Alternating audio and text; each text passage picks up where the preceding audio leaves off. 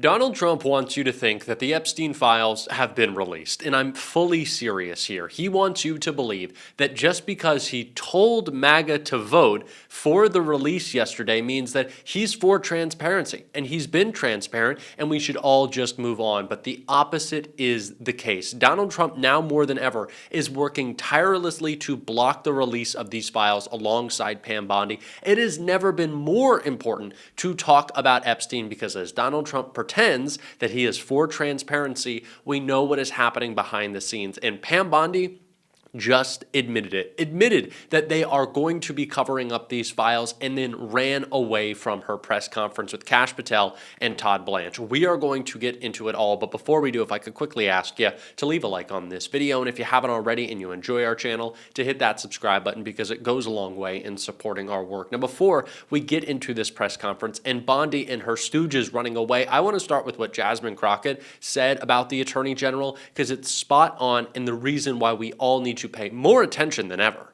Whether or not we get what we need from the Department of Justice is a whole other issue. Pam Bondi does not work for the American people. She has made it clear that she has one boss, and that is Donald Trump. And so we know that there is an outstanding subpoena to the Department of Justice from the Oversight Committee, and they have failed to properly comply with that subpoena in the first place. The only reason that we're even getting information right now is because of the Epstein estate. They have been the only ones that have actually released information in compliance with the outstanding subpoena that we have. So there's a lot more that they could have done. I think the fact that the president has switched his tone signals to everyone that they basically are going to say, well, now there's an active investigation, and so therefore legally we can't release anything else.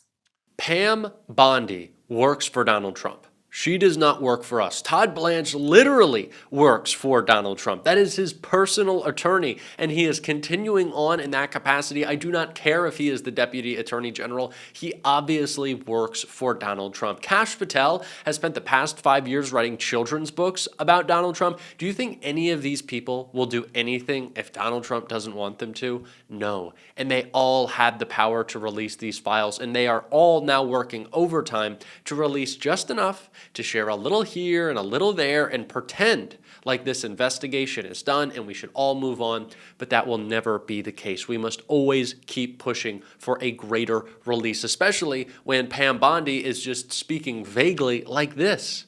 The next steps, Madam Attorney General, for the DOJ regarding what we assume President Trump will sign into law with the Epstein files, is this going to be on the Justice Department website? What are you doing here over the next 30 days, as we understand it? We will continue to follow the law with maximum transparency while protecting victims.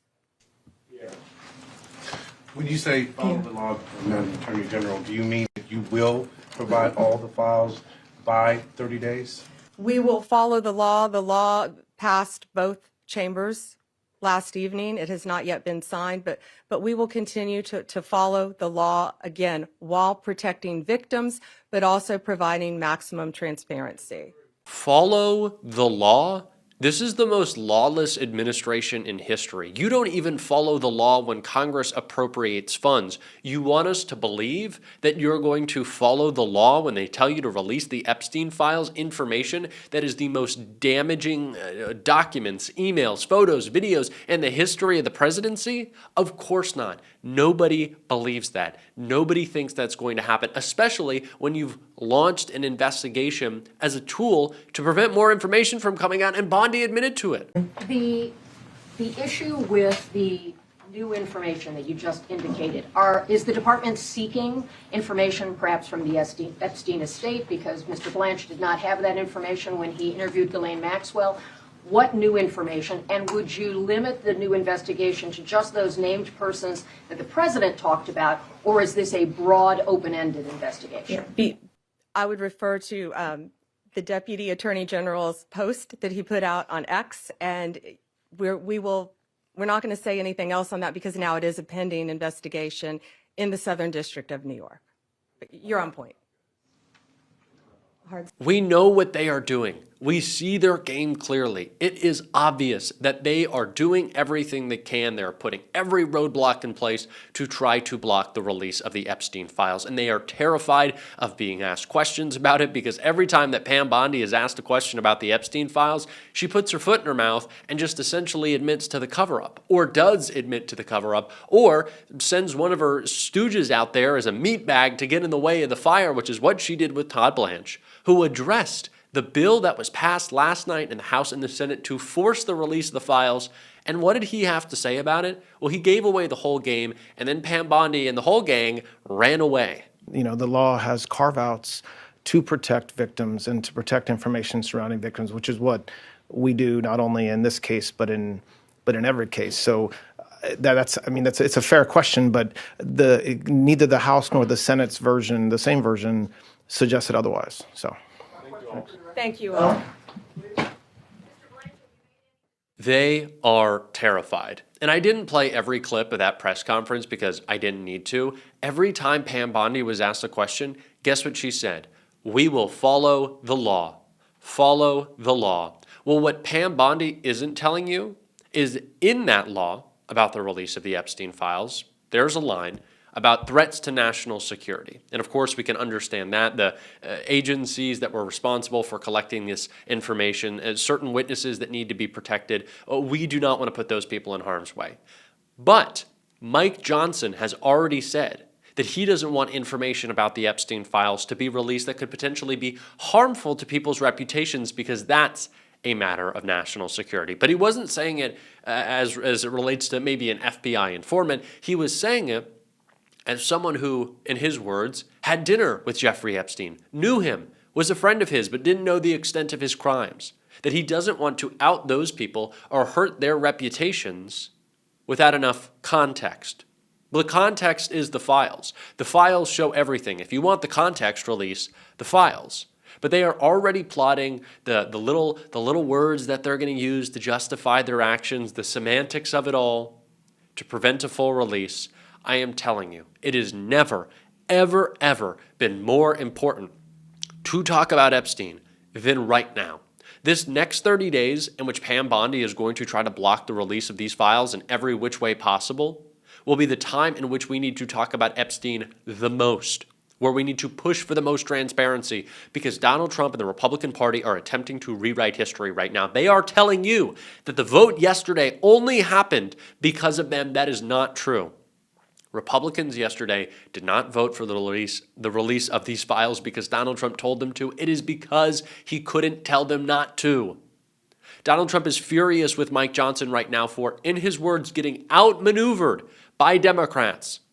But it is Mike Johnson who gets his power from Donald Trump. He is simply his puppet. So if Mike Johnson got played, Donald Trump got played. He has never been weaker, and his stooges understand that, and Pam Bondi is terrified. We have to push further. We have to keep asking questions. We have to demand transparency, real transparency, because they will not give it to us. It is obvious what is happening right now, and we have to be on it. And it is what Chris Hayes said, I think, in the perfect description of the rewriting of history that's going on that we cannot allow to happen. I mean, really, for the first time in recent memory, he was simply unable to bully and browbeat and cow congressional Republicans into just doing what he wants. But boy, did he try. Speaker of the House Mike Johnson kept the House adjourned for nearly 2 months, in part, we think, so he could avoid swearing in Democratic Congresswoman Adelita Grijalva, who would be the final deciding vote on that discharge petition. When that plan failed, Trump personally called Republican Congresswoman Lauren Boebert of Colorado, one of 4 Republicans on the petition, to try to pressure her to vote no on the discharge petition, to take her name off. When that didn't work, Boebert was summoned to the Situation Room with the head of DOJ and FBI for a kind of bad cop routine, where they again tried to pressure her to take her name off of a petition that she had already signed. That failed as well. Republicans staged an open revolt and Trump backed down. They had to kind of knock the king over. Checkmate. Get up from the table. And that in turn led to some very funny about faces. For instance, on Friday, Republican Congressman Troy Nehls of Texas posted, quote, "I'll be voting no on the Epstein hoax. Now, I'm not going to let this hoax manufactured by Democrats slow us down." But then Trump tried to pretend like he was fine with the vote, actually, after realizing that he was going to lose it, and said, okay, you guys all vote for it, sure. So then Nels had to twist himself into knots to explain why he was now voting yes on what he called a hoax just a couple of days ago. I just said a good question. No, I don't regret the post. Well, you said you're no, then you're yes. I don't regret the post. Regrets aside, the bill will become law. As many folks have pointed out, however, the legislation is entirely unnecessary in the first place.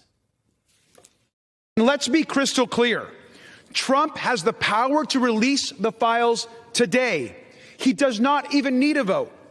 And he continues to defy the subpoena of the Oversight Committee to release all the files. What is Donald Trump hiding? What is Donald Trump hiding is a question that he gets a lot recently, and he usually doesn't take it well. If there's nothing incriminating in the files, sir, why not Mr. President, why wait for Congress to release the Epstein files? Why not just do it now? You know, it's not the question that I mind, it's your attitude. I think you are a terrible reporter. It's the way you ask these questions. You start off with a man who's highly respected, asking him a horrible, insubordinate, and just a terrible question. Two female reporters asking obviously totally newsworthy questions about an issue of the day. One gets called piggy. The other gets called insubordinate because she didn't, bow and scrape to the Saudi king. The Epstein Files Transparency Act now heads to Donald Trump's desk. It's unclear if he'll, ditch out from the Saudi Crown Prince dinner to sign it tonight. It is clear Donald Trump still does not want to release the files. I think he's hoping that by caving on this vote and pretending to declare victory and say, oh, let's move on to everything else, he can just sort of reduce the pressure, get everyone to forget about Epstein. That, I gotta say, seems like a dubious strategy considering how poor his instincts have been so far. We have to make incredibly clear what is taking place right now, and that it is MAGA trying to get us all to move on and say that they've always supported this transparency. So why do you keep asking questions? Don't ask any more questions. Trump literally posted.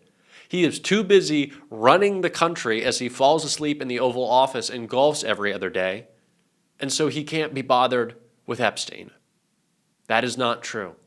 We know the truth. It is that this is the biggest scandal in presidential history, and we need to know the truth. And we are going to demand it on this show. We are going to talk about it on this show. We are going to bring you the truth every single day on the show, even when my nose is stuffy like it is now and I sound horrible. Thank you for tolerating me. I get the sniffles. It's okay. Seasonal change. We'll get through it. But if you want to support that and if you want to stay up to date, as always, you can hit that subscribe button. Leave a like on this video. If you stuck around to the end, drop a blue heart in the comments. Keep on fighting, y'all. Don't let them silence you. And until next time, I'll see you soon.